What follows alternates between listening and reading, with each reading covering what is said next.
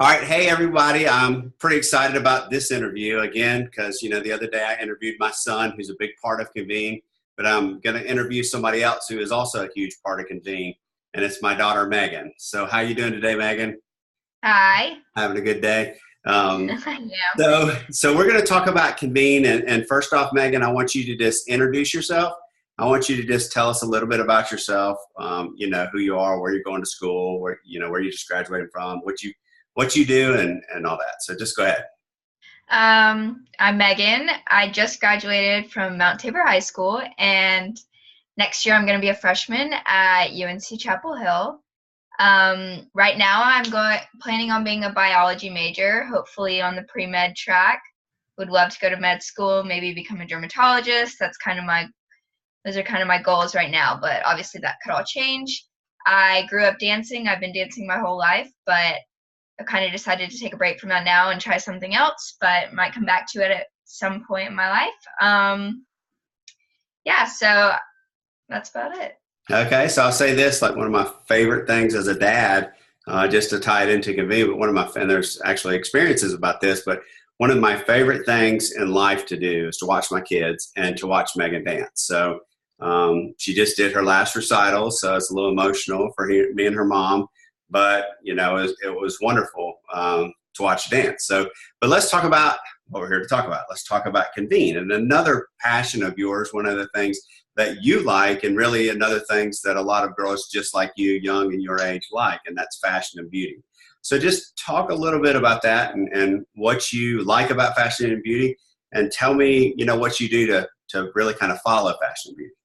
Okay, so well, I really feel like I got into makeup and beauty and all that because of dance, because when I was younger, I really had to learn how to do it myself, how to do my makeup myself. So I really learned from YouTube videos. I would look up makeup tutorials constantly because I needed somebody to show me how to do eyeshadow and how to do eyeliner. Of course, my mom could help me some, but I needed a little bit more for stage makeup and stuff like that. So I really learned from the internet how to do that a younger age than I feel like most people probably start doing makeup, like 9, 10. I really started to get into it, and I just have always loved products, trying new things. I like to watch reviews of different products, and I love to spend my money on stuff like that. I'll attest to that. Yeah. And I kind of got into that. I've always loved watching girls do their makeup, watching them review different skincare products. And that's one of the reasons why I decided that I think I would love dermatology,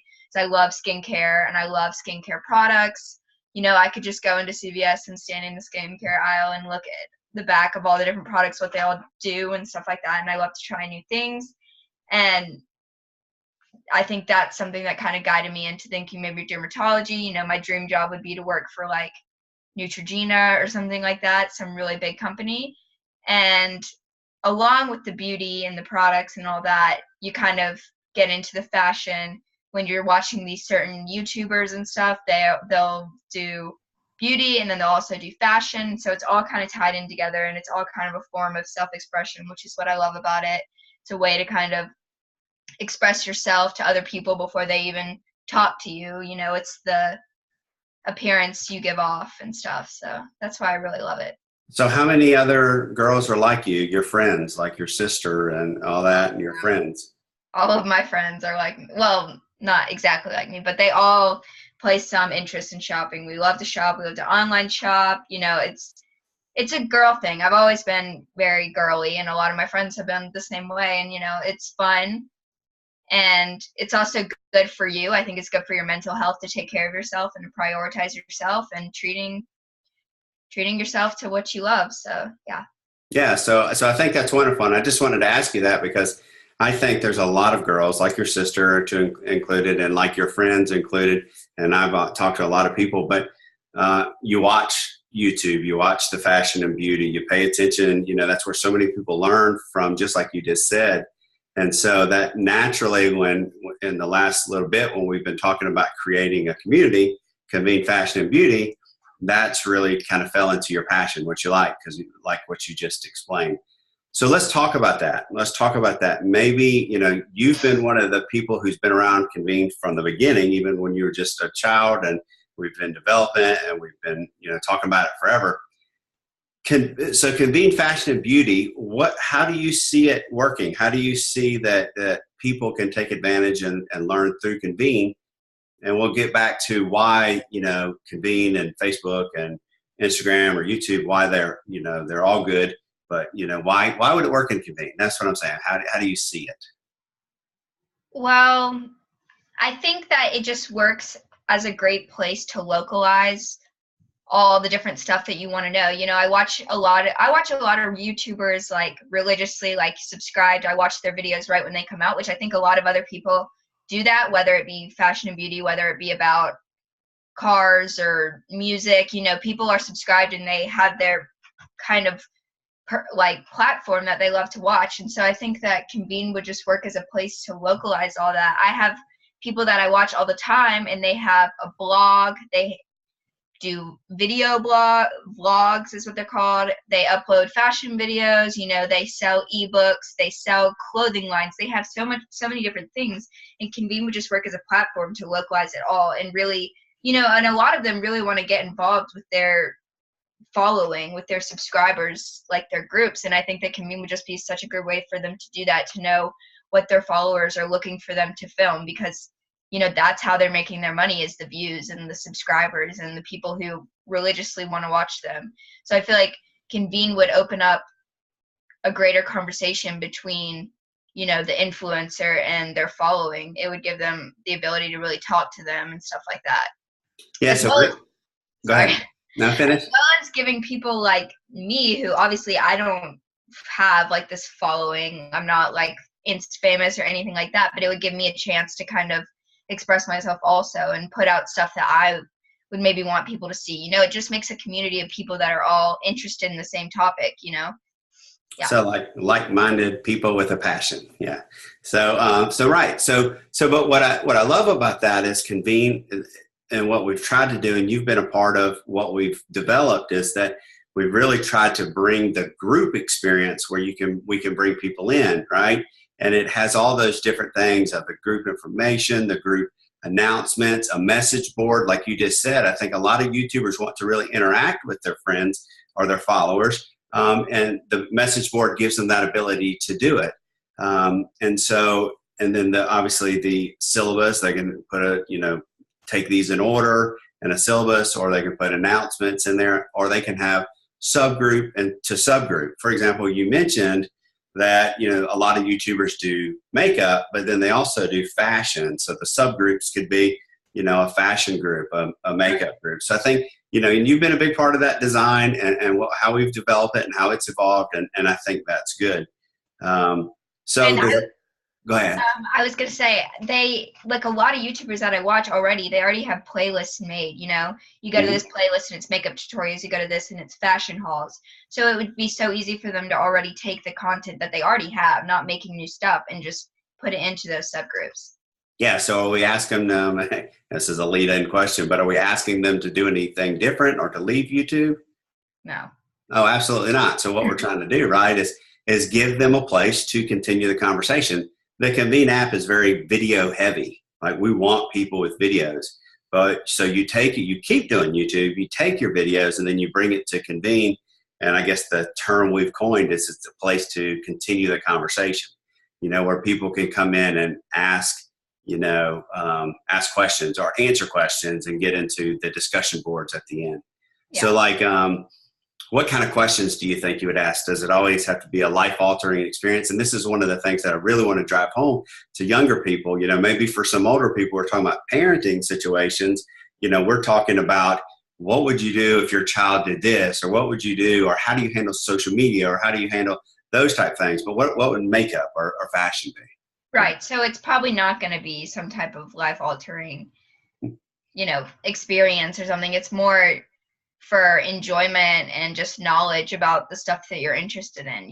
It's not going to be about having a baby and stuff like that. It's going to be more just like, I guess, what you're passionate about, and sharing that with the people around you and stuff. So yeah, you ask questions like, help, I'm going to a dance, what shoes should I wear with this dress? What color shoes should I get? You know, stuff like that. Like what type, what makeup look would look good with this outfit, or what's the best primer right now? Things like that, where it's just like, because I've looked up exact stuff like that, you know, what shampoo is best for people with fine hair.